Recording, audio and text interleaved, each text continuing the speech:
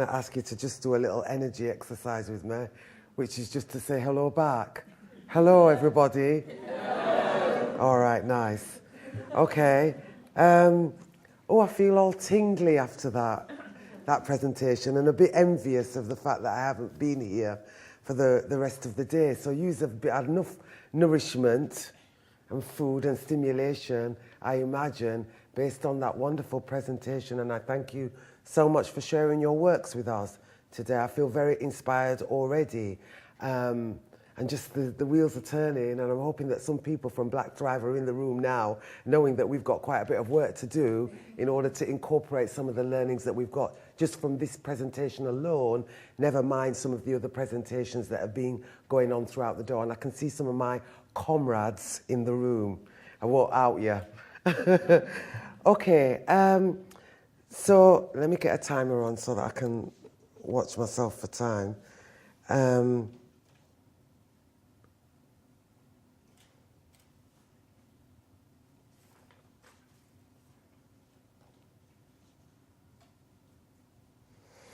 Okay, so yeah, I'm going to talk about Black Thrive, a partnership for well-being here in Lambeth.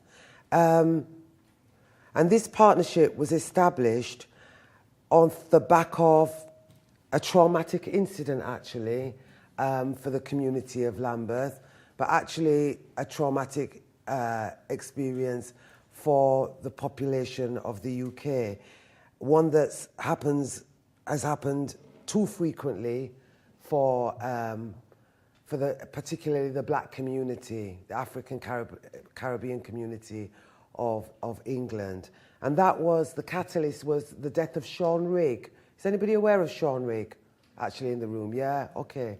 So Sean Rigg was a black man who was a service user of the Mental Health Trust in Lambeth, and he experienced a psychotic episode, and him and his family were reaching out for help, never got the help, ended up being in a very severe psychotic episode, and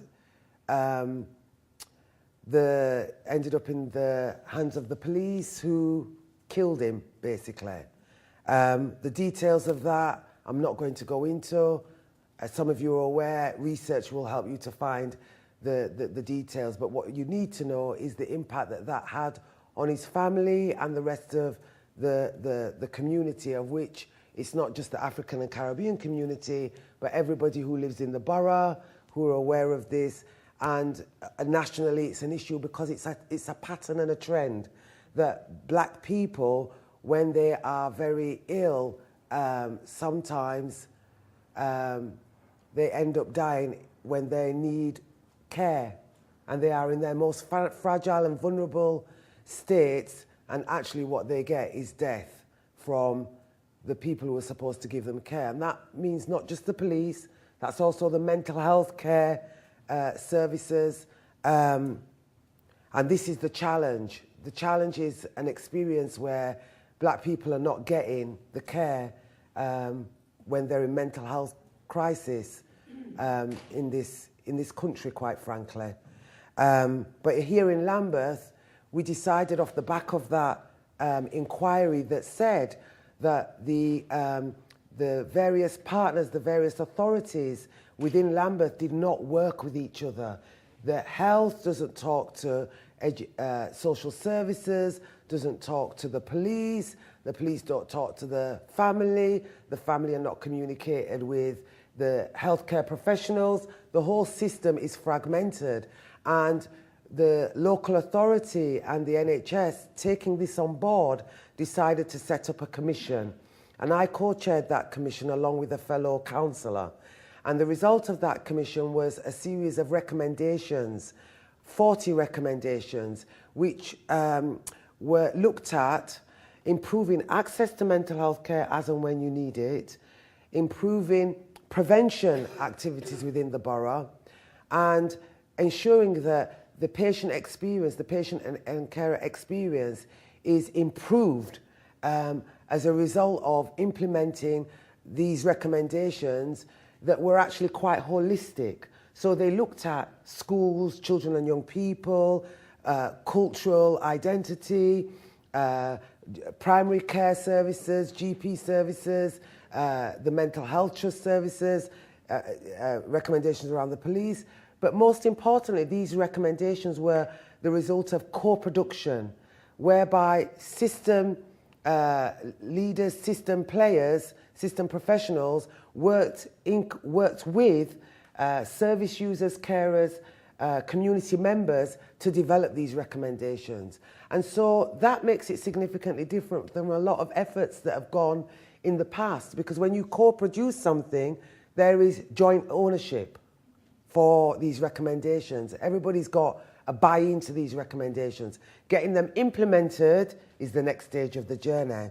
And what we decided amongst the group that was working together was that we didn't want the implementation mechanism to be housed within one of the current statutory providers. What we wanted, because of the level of mistrust that the black community have for services, that for decades, this is not 10 years, this is not 20 years, this is 30 years of poor outcomes for black people here when they are at the most vulnerable, was a different mechanism. And the mechanism that we work together to develop is Black Thrive, a partnership for black well-being.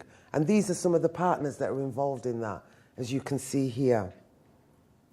Lambeth's population is about 330,000 people. We're right in the centre of London. We host the London Eye, the South Bank, of which you're right next to. The Black Cultural Archives are here.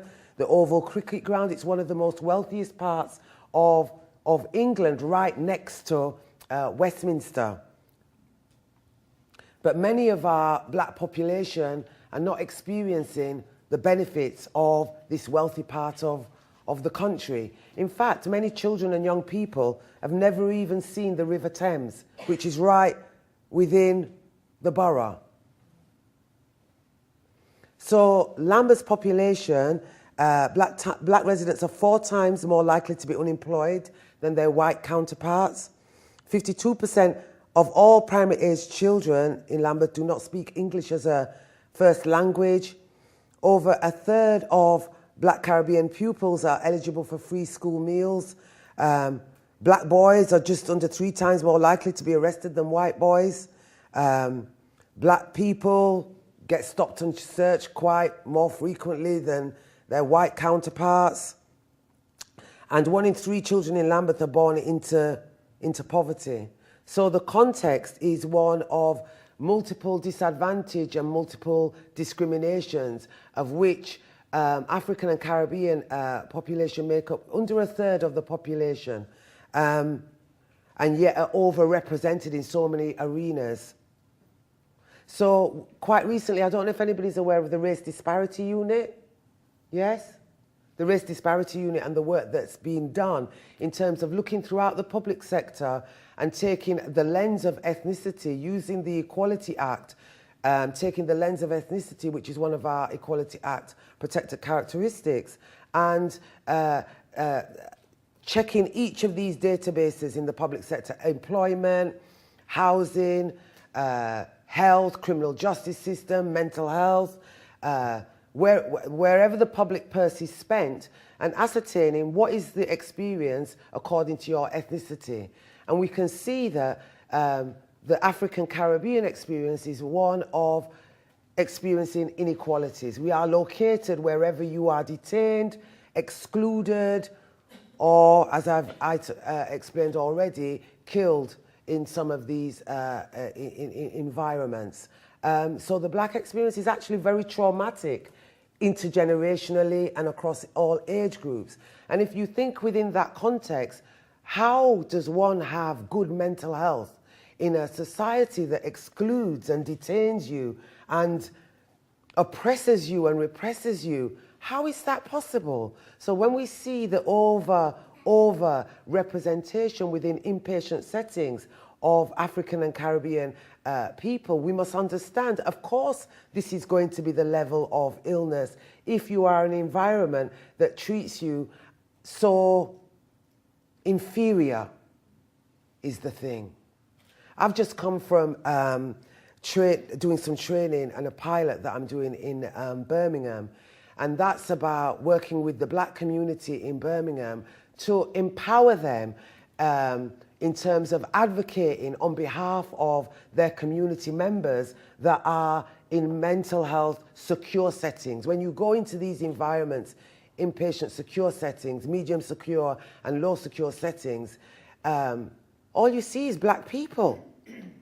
And all you see is white staff at the higher levels that are making the decisions. This is not sustainable, because what you get is decision making where unconscious bias or conscious bias permeates the decision making, leading to longer lengths of stay, higher levels of risk, because black people are being viewed through the lens of, you're a criminal.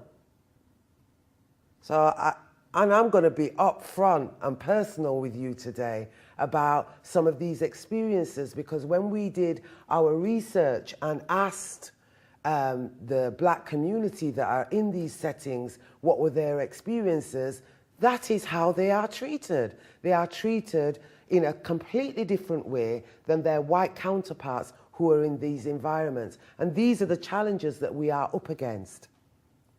So empowering both the inpatients and people within the community to advocate more proactively on the behalf of people who are in inpatient settings is an absolute critical endeavour for all stakeholders to take responsibility for. Our vision in terms of Black Thrive is about black communities in Lambeth thrive, experience good mental health and well-being, and are supported by relevant, accessible services which provide the same excellent quality of support for all people, regardless of their race. And we have, this is looking quite complicated just there, but there's a systematic approach to this, dealing, as we know, with very systemic, deeply embedded issues.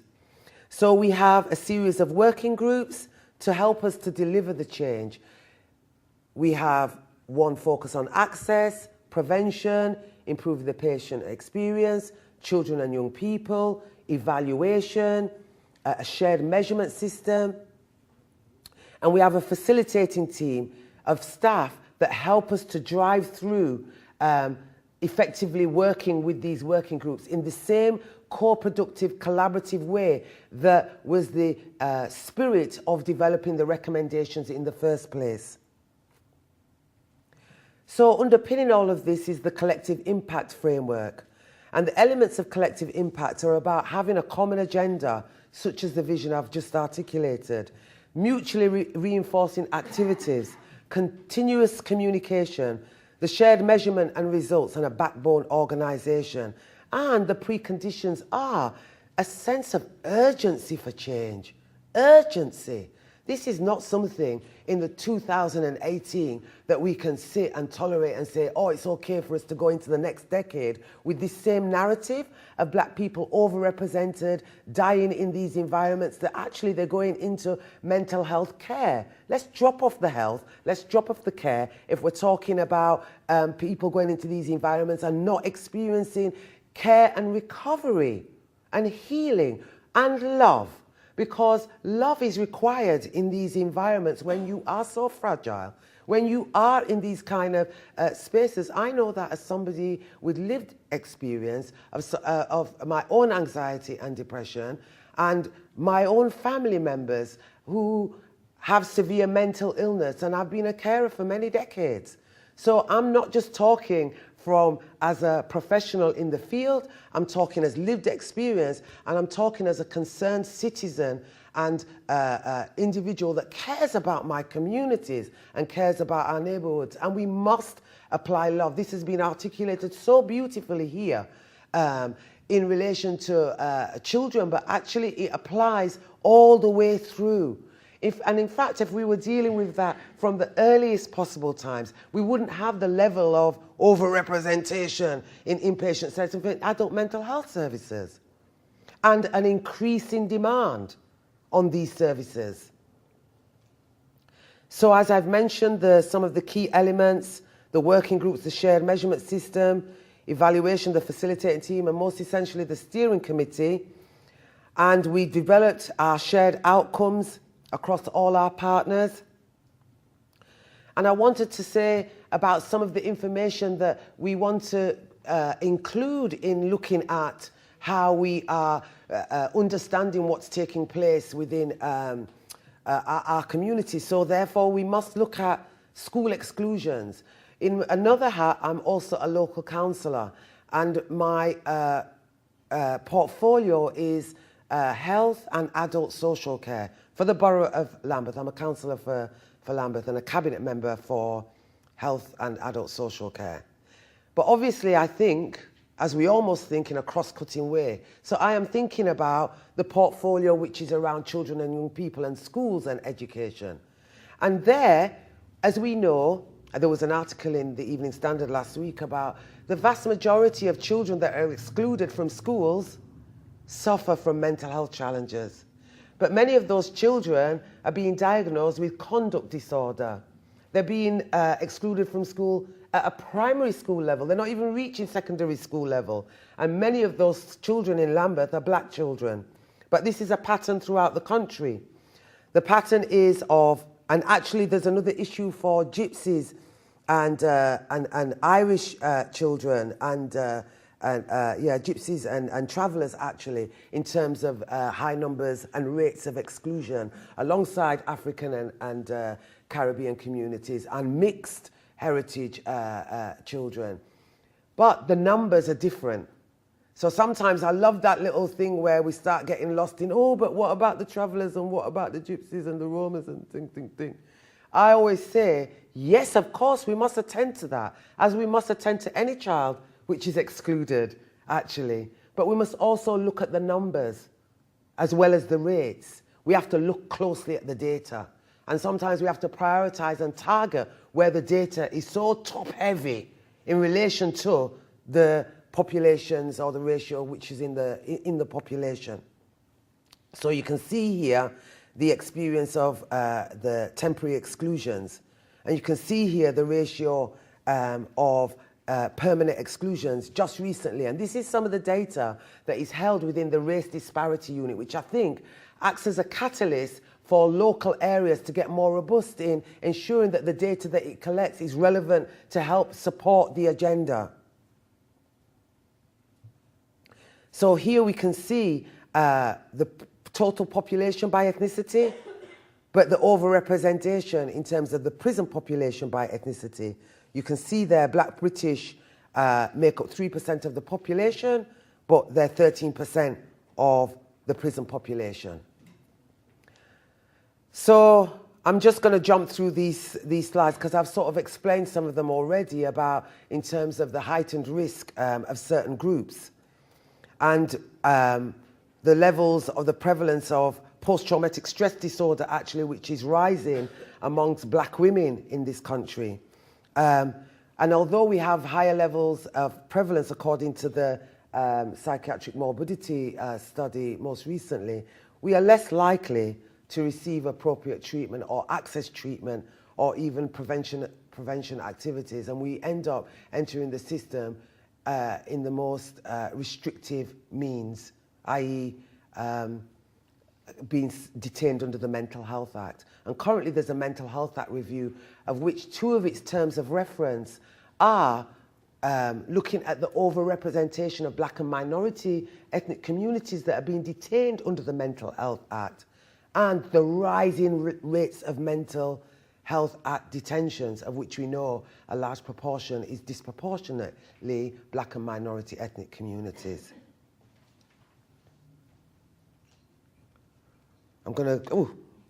So what we've learned at Black Thrive, we've learned that this is a social movement that will only take root if we work to address the asymmetry of power, that we use dialogue to identify shared goals, dialogue which leads to action, that we focus on both top-down, bottom-up, diagonal, horizontal, every which way but loose, because we want to be focused, and that we deliver and embed change, and that we ensure accountability through transparency, and that we do that through building trusting relationships across difference.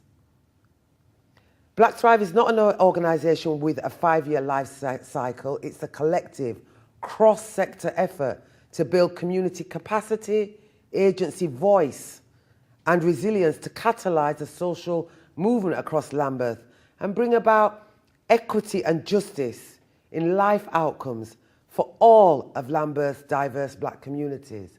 And in doing that, we bring about positive outcomes for all of Lambeth's population and communities. Thank you.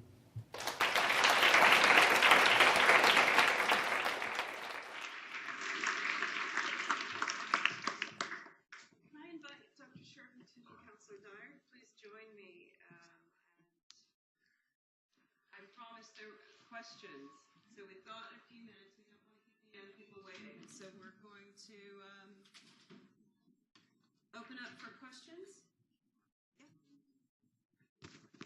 Yep. Microphone. Sorry, do you have another one? Yeah, no, please, go ahead.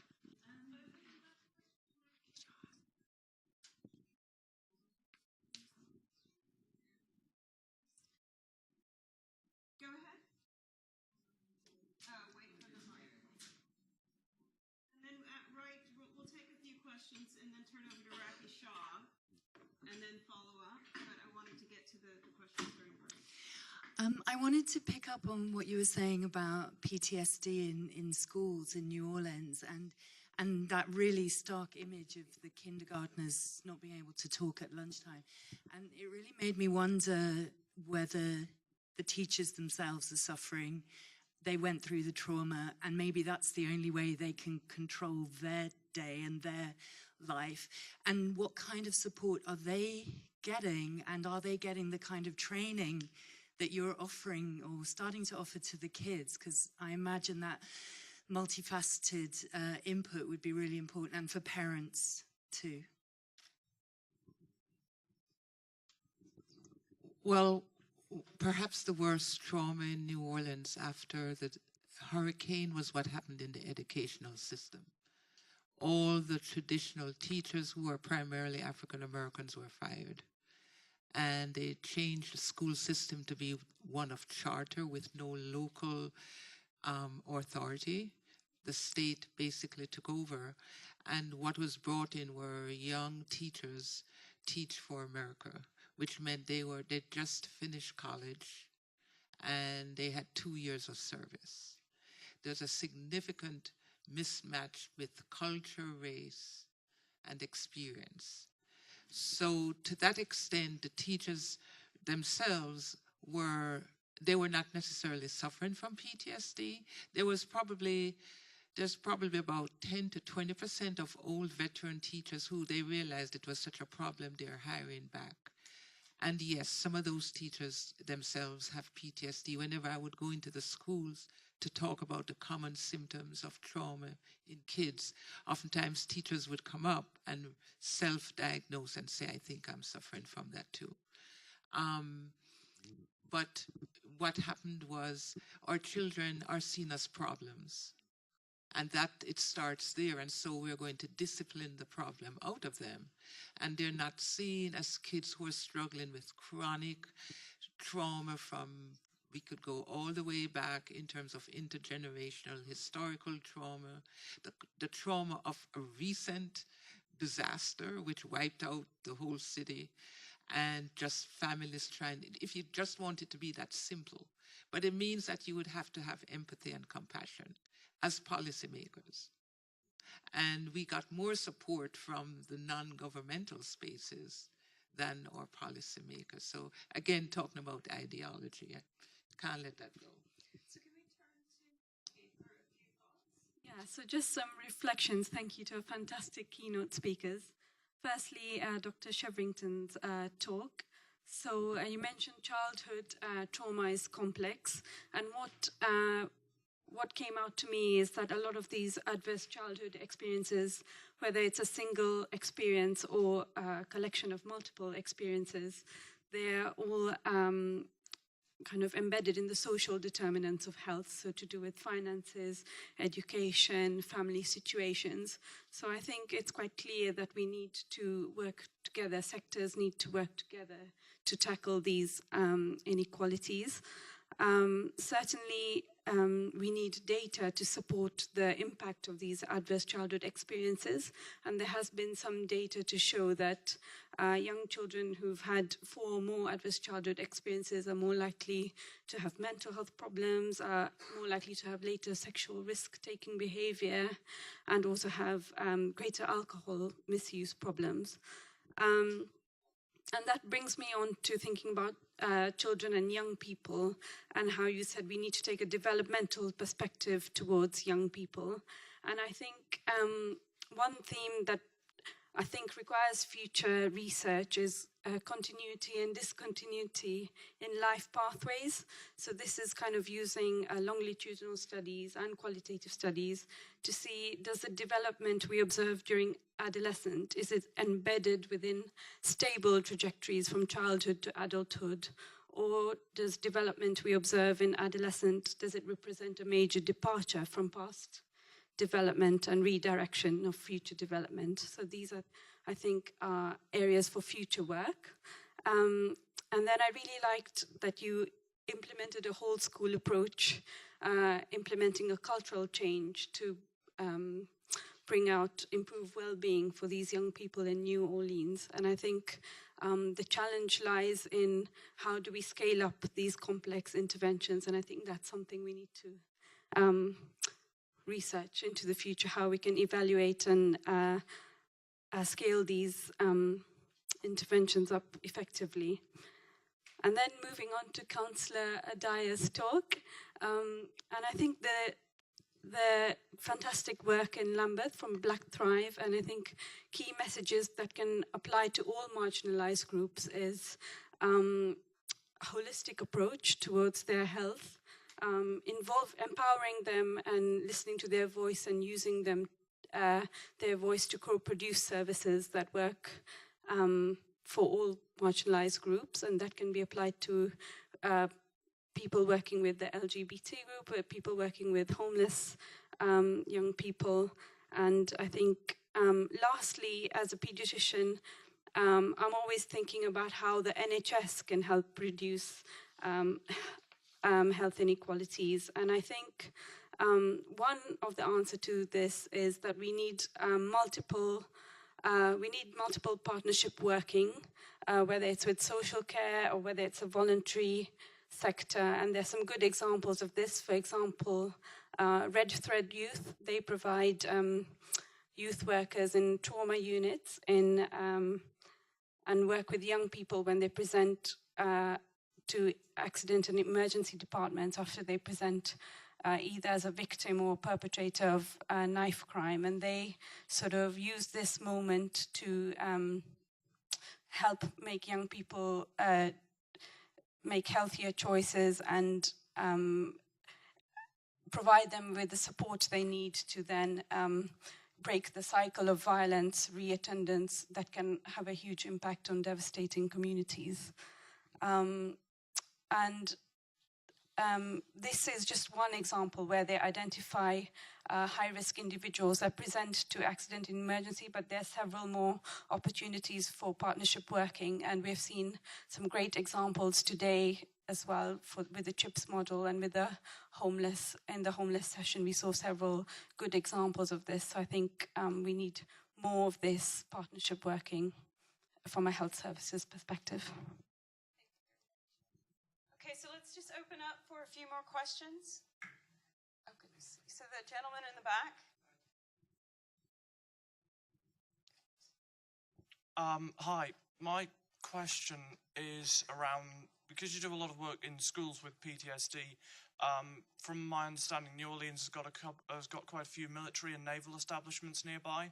Have you encountered that a sort of transference between PTSD amongst the military that have come back from places like Iraq and Afghanistan, and whether or not they've transferred their PTSD symptoms to their children?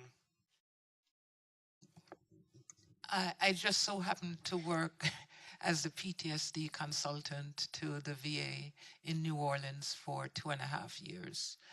The VA? I'm sorry, the Veterans Administration. It's like I've been trying to say, what's social care? Should I write this down? And okay, I'm sorry. So what I experienced, and this is anecdotal, what my vets would tell me, especially I worked with a lot of vets who came back from Vietnam, that with their own PTSD, they were so out of control that they probably patterned certain behaviors, certain violence in children. I remember one of my patients said that when his nephew went and committed murder, he really felt responsible because he didn't think he was the best example. But this is because we're not really treating PTSD, especially in our African American vets, at the way it should be treated. For many of these men, and I worked with them over 2.5 years, the major issue was their sense of moral failing. Because as they were older and reflecting on their own mortality, it was very difficult for them to really process that they literally, and they would say, we were killers, even though the state sent us. And then one of my worst cases when I did forensic work in New York was a young man who was that with an organization such as NCIS? No. No, I was just a forensic psychiatrist doing mitigation work. And this happened to be a young man who had been involved in the murder of 3 family members. But his history was that when he was young, his father, who had just come back from Vietnam, came back and thought that he was gay. And he was just 7. And the father was really trying to beat the gayness out of him. And I saw hospital records where this young boy was in for 2-3 months with multiple fractures. And so as he progressed and became a young man, he, of course, resorted to drug use. And one night in the midst of a crack run, he got really paranoid. He actually was the only case they said they accepted in New Jersey for a dissociative identity disorder, because he really had that. And he snapped and became that aggressive, violent person and killed 3 family members. So yes, there is a correlation, but you can't speak about that in the US, because then you're being disrespectful to ours. Yes, it's a very, you can't even use the word killer. I couldn't only say that the vets were killers because they told me that. You can't use that term. So it's a real challenging process for how we are managing war. It's basically. Johnny?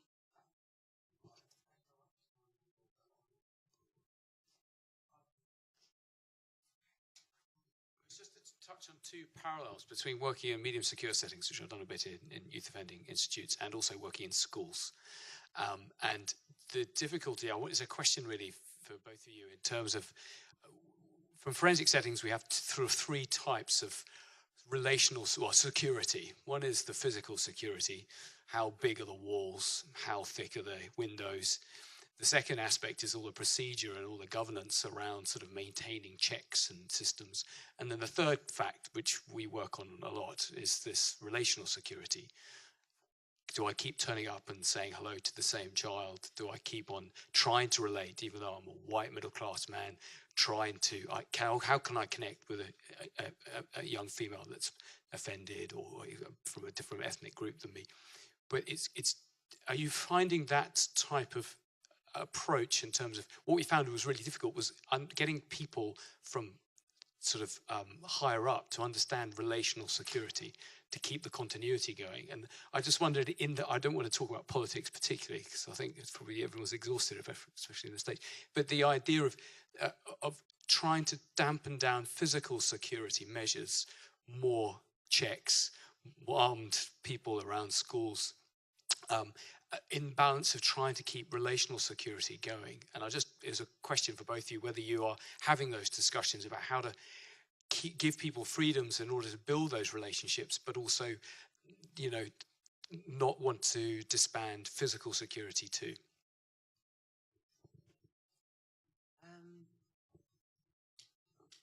Very difficult to really build strong relationships within secure settings that are honest and trusting and open when you've got real high levels of physical and procedural emphasis, actually. And so it's, to me, it's kind of like getting the balance right. The balance where at the end of the day, the people that are there, that have come into there more often than not, are really fragile and are really vulnerable and are coming there for healing. So how does one really get that sort of like balance right? But also to bear in mind that sometimes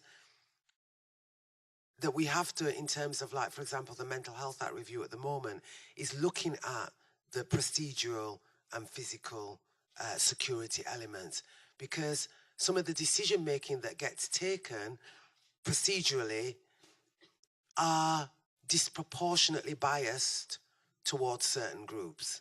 And those elements need challenging, checking and improving. So there are things that can be done to improve so that it is in the best interest of the patient, of the service user, of the people that are in there, to improve relational elements, but also at the same time still maintaining security which is just and fair.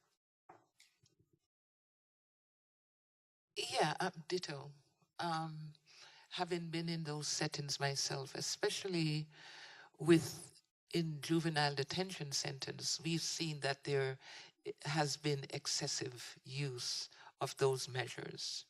I remember visiting a hospital in Bermuda, a child adolescent unit, and they used some interesting methods around, you know, sensory stimulation to calm children down. And so there are some things we can do other than the real forceful, punitive-looking approaches. But again, I think that there are times when young people or adults, of course, become so dysregulated that they do need you to set some boundaries for them, to first not harm themselves and harm you. So I just want to reiterate what you say. How do you strike that balance? So I'm conscious of the time. Okay. So unfortunately, we have come to the end of the program for this session, but I do want to remind everyone that there is a group of great young people from Raw Sounds down in the South Bank room, and if you could please make your way down there to hear their music and their expression of their experiences, that would be great. Thank you very much, and thank you to the speakers and to our discussants.